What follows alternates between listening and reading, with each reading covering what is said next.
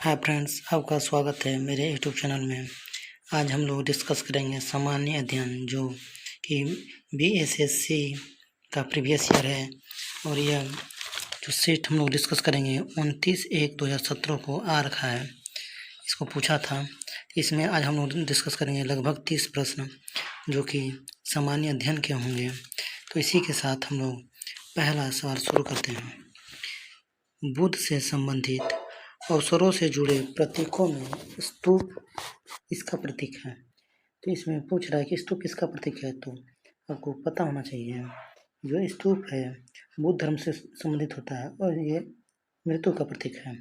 तो इसके अलावा कुछ और एक्स्ट्रा पॉइंट जान लेते हैं हम लोग। जो बुद्ध का जन्म है उसका प्रतीक है कमल और बैल। इसी तरह से जो गृह त्याग है, गृह त्याग को घोड़ा से हम लोग प्रतीक घोड़ा से डिनोट करते हैं उसको। और पहला उपदेश जो भगवान बुद्ध ने सारनाथ में दिया था, जिसको धर्मचक्र प्रवर्तन के नाम से जाना जाता है। अगला इसी के साथ अगला प्रश्न देखते हैं। गुप्त वंश का अंतिम शासक था कौन था? पुरुगुप्त था, विष्णुगुप्त था, स्कंदगुप्त था, कुमारगुप्त था। तो इसका सही आंसर है विष्णुगुप्त। ठीक है, इसी के साथ हम लोग अगला प्रश्न देखते हैं। किसने दाऊद को पटना और हाजीपुर से खदेड़ कर बाहर कर दिया? यहाँ पे ध्यान देने वाली बात है दाऊद को। तो इसमें पहला ऑप्शन दिया है हुमायूं, बाबर, जहांगीर और अकबर। तो यहाँ पता होना चाहिए आपको कि 1576 ईस्वी में अकबर और दाऊद के बीच में भयंकर युद्ध हुआ था, जिसमें अकबर ने दाऊद को पटना और हाजीपुर से खदेड़ कर भगा दिया था। और इसी के साथ इसका आंसर होता है चौथा, अकबर। अगला सवाल देखिए। अकबर के राजदरबार में कितने रत्न थे? पहला ऑप्शन है 7, दूसरा ऑप्शन है 9, तीसरा है 100 और चौथा है 24। तो इसका सही आंसर हो जाएगा 9।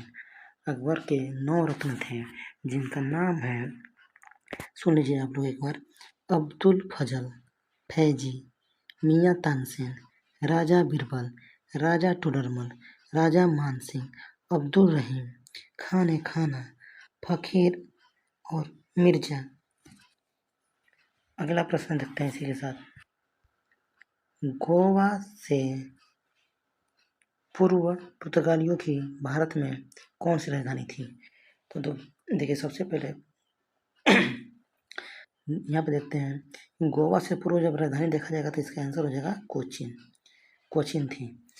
और जो गोवा राजधानी बना था 1510 ईस्वी में बना था।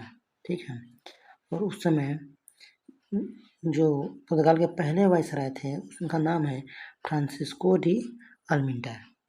अल्मीडा बोला जाता है उनको। ठीक है,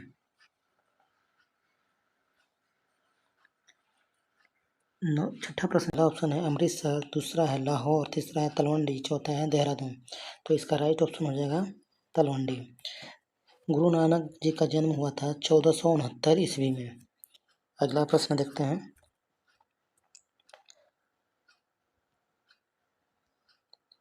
अंग्रेजों ने बहादुर शाह टू को देश से निकालकर भेज दिया।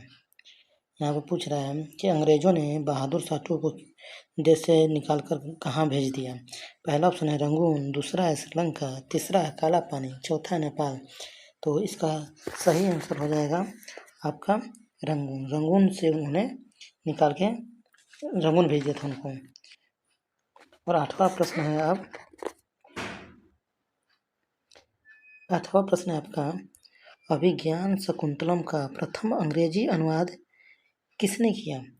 तो इसका सही आंसर इसमें से देखिए, नेहरू हैं, चेतन भगत हैं, वाराणसी सिंह हैं, जॉन निकोलस है। तो इसमें से सारे इसमें ऑप्शन से गलत हैं। सही आंसर आपका है विलियम जोन्स है। कि कौन सा है? विलियम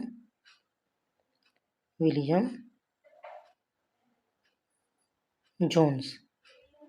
ठीक है, इसका राइट आंसर ये है। 9वां प्रश्न आपके सामने है। अंग्रेजों के भारत में राज्यकाल में आखिर से पूर्व वायसराय कौन था? यहाँ पे ध्यान से देने वाली बात है, ये पूछ रहा है कि अंग्रेजों के भारत में राज्यकाल में आखिर से एक पूर्व वायसराय। यहाँ पे पहला ऑप्शन दिया है माउंटबेटन, दूसरा है वेवेल, तीसरा है इरविन और चौथा है मिंटो। इसका राइट आंसर हो जाएगा वेवेल। ये जो अंतिम थे अंग्रेज माउंटबेटन थे और इनसे पूर्व जो थे लॉर्ड वेवेल थे। तो अगला प्रश्न आप लोग देखिए, इनका वेवेल का जो कार्यकाल था कहाँ से कहाँ तक था? 1947 से 1948 के बीच में था इनका। 10वां प्रश्न है, चंपारण सत्याग्रह का आरंभ कब हुआ? ये सबसे आसान प्रश्न है, इसको सभी को आना चाहिए।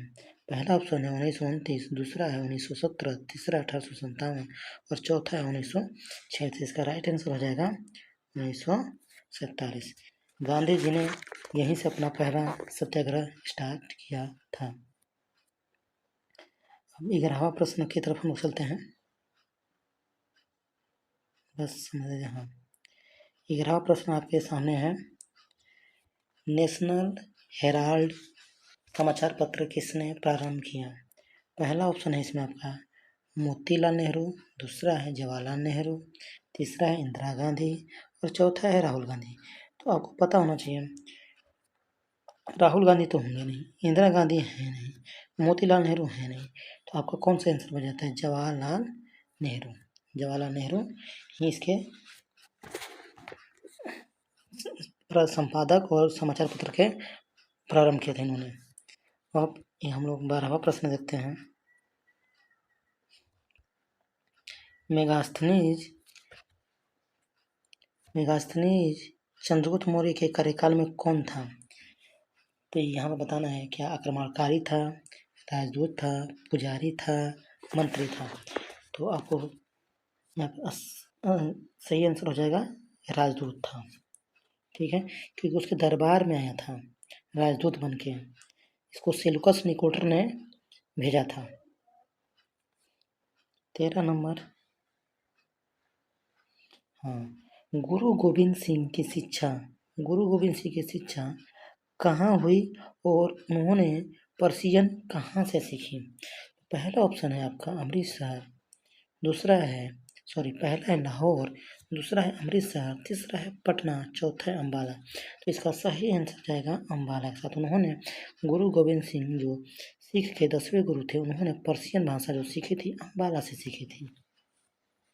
14 नंबर देखिए आप, यहाँ पे पूछ रहा है अमजद अली खान, जो अमजद अली खान है इसको बजाने के लिए जाने जाते हैं। यहाँ पे म्यूजिकल इंस्ट्रूमेंट का बात हो रहा है, वो क्या बजाते थे? सरोद बजाते थे, सारंगी बजाते थे, सितार बजाते थे, तबला बजाते थे। तो इसका सही आंसर है सरोद। वो क्या बजाते थे? सरोद बजाते थे। अगला प्रश्न देखिए 15वां देखिए आप, अबाकस की खोज इस दौरान हुई। तो ये पूछ रहा है कौन से सभ्यता काल में हुई? तो अबाकस सबसे पहले आपको पता होना चाहिए अबाकस है क्या। अबाकस आपको पता होगा कि एक कैलकुलेटर है। तो इसका खोज कब हुआ था? सांग सभ्यता काल में हुआ था, ईरानी सभ्यता काल में हुआ था, कि ग्रीक सभ्यता काल में हुआ था या रोमन सभ्यता काल में? तो आपको पता होना चाहिए कि इसका जो अबाकस का जो खोज हुआ था सांग सभ्यता काल में हुआ था। 15वां प्रश्न देखिए आप, 16वां देखिए, 18वीं शताब्दी में किस देश ने जर्मनी पर शासन किया? तो 18वीं शताब्दी में देखेंगे तो हम लोग इंग्लैंड, ऑस्ट्रिया और फ्रांस जो 3 यूरोपियन देश हैं, ये मेनली पावर में थे और पावरफुल थे। इनमें से जो जर्मनी पे शासन किया था वो है फ्रांस। अगला प्रश्न आप देखिए 17वां, भारत के दोनों लोकसभा और राज्यसभा में कोरम के लिए कुल सदस्यों का कौन सा अंश आवश्यक है?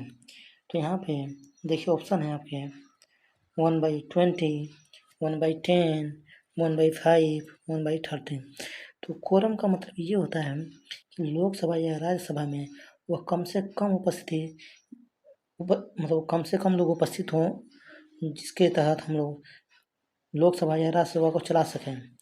उससे कम उपस्थिति दर्ज होगी तो लोकसभा या राज्यसभा उस दिन स्थगित कर दिया जाएगा। तो वो संख्या होता है 1/10 कहिए या 1/10 कहिए, 10% बोलिए, सेम ही बात है। ठीक है, मतलब कि मान लीजिए हम लोग का लोकसभा में कितना सीट होता है, 552। तो यदि आप इसका 10% निकालेंगे तो 10 डिवीजन करिएगा तो कितना हो जाएगा, 55। लगभग 55 चाहिए ही चाहिए लोकसभा चलाने के लिए। ठीक है, 18वां देखिए, साप्ताहिक चार्ली हेब्डो कहाँ से प्रकाशित किया जाता है।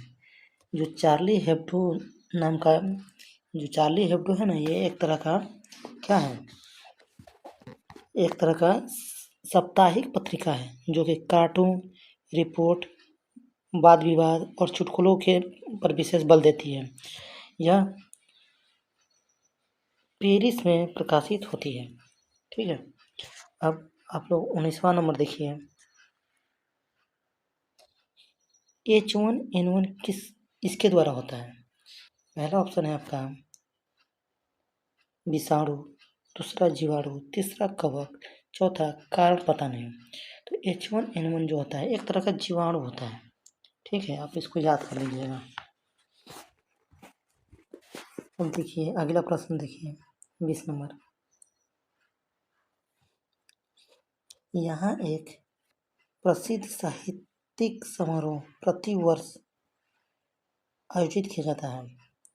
कहाँ, ये पूछ रहा है कि कहाँ पे प्रसिद्ध साहित्यिक समारोह प्रति वर्ष आयोजित किया जाता है। तो आपको पता होना चाहिए कि इसका राइट आंसर है जयपुर। जयपुर में हर एक साल इसका आयोजन किया जाता है। अगला प्रश्न, उत्तर प्रदेश का राजकीय फूल क्या है। तो उत्तर प्रदेश का राजकीय फूल, इसको डायरेक्ट, इसमें क्या ही समझाना है, इसको तो डायरेक्ट याद कर लीजिए आप, इसका पलाश होगा आंसर। ठीक है, 21 नंबर का पलाश होगा। और देखिए अगला देखते हैं हम लोग, 22वां नंबर। ये तो बिहार से है। ये पूछ रहा है कि वाल्मीकि राष्ट्रीय उद्यान कहाँ पर स्थित है या कहाँ पर है। पहला ऑप्शन है उत्तर प्रदेश, दूसरा मध्य प्रदेश, तीसरा बिहार और चौथा उड़ीसा। तो इसका सही आंसर है बिहार। बिहार में कहाँ, यह है पश्चिमी चंपारण। ठीक है, अब देखिए 23 नंबर, भारत में प्रथम ऊनी कपड़ों की मिल कहाँ खोली गई। भारत में कहाँ पे खोली गई है, पानीपत में खोला गया है, लुधियाना में खोला गया है, कानपुर में या आगरा में। तो इसका सही आंसर हो जाएगा लुधियाना में। लुधियाना में खोला गया था। और पंजाब ऊनी वस्त्रों के मामले में अभी टॉप पे चल रहा है। 24वां नंबर देखिए, प्राकृतिक रेशम कितनी मुख्य किस्में हैं, तो बताइए। पहला ऑप्शन दिया है 2, दूसरा है 4, तीसरा है 6, चौथा है 8। इसका सही आंसर हो जाएगा 4। इसकी 4 मुख्य हैं। कौन कौन सा है इसमें, देखिए आप। पहला बोला जाता है मलबेरी, दूसरा टसर, तीसरा ईरी और चौथा मुग। यही हैं 4 इसकी प्रजाति। और इनमें भी सबसे ज़्यादा फेमस है मलबेरी, मतलब शहतूत से उसको निकाला जाता है। शहतूत के पत्तों पे रेशम का कीट को पैदा करके उसे बनाया जाता है। 25वां है, जालियांवाला बाग कहाँ पर है। जालियांवाला बाग कहाँ पे है या जालियांवाला बाग कहाँ पे हुआ है, बात एक ही है। पहला ऑप्शन है लुधियाना, दूसरा है रोहतक, तीसरा है अमृतसर, चौथा है दिल्ली। इसका सही आंसर है अमृतसर। अमृतसर में हुआ है जालियांवाला बाग। यह कब हुआ था, 13 अप्रैल 1919 ईस्वी में। ठीक है, 26 नंबर देखिए, तमिलनाडु में पाई जाने वाली मुख्य जनजाति। तो तमिलनाडु में जो मुख्य जनजाति पाई जाती है यह है इरूला। ठीक है, याद कर लीजिएगा, सॉरी। अगला प्रश्न है, जरवार जनजाति कहाँ पाई जाती है? जरवार जनजाति जो पाई जाती है आपका, ये पाई जाती है अंडमान में। अगला प्रश्न देखिए, भारत का सर्वप्रथम वन्यजीव संरक्षण परियोजना का नाम था। 28 नंबर, ध्यान दीजिए इस पे। तो इसका क्या नाम था? गिर था, टाइगर था, राइनो था, हांगुल था। इसका सही आंसर हो जाएगा टाइगर। सर्वप्रथम यही था। इसको 1973 ईस्वी में क्या किया गया था? प्रारंभ किया गया था। इसको याद रखिएगा, ये इम्पोर्टेंट है क्योंकि बहुत ज़्यादा न्यूज में है। कौन सा? Tiger project.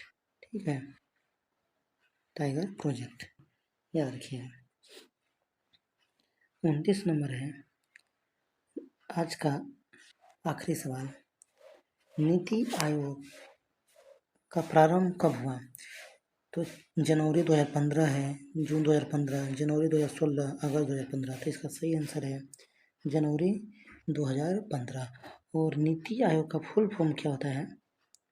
नीति आयोग का फुल फॉर्म क्या होता है? तो इसका याद रखिएगा आप लोग, national institution for transforming India. ठीक है, इसी के साथ आज का क्लास हम लोग ख़त्म करते हैं। मिलेंगे अगले क्लास में पूरे जोश और उत्साह के साथ। तब तक के लिए आप लोग अपना ख्याल रखिए और पढ़ाई करते रहिए। ठीक है, थैंक यू।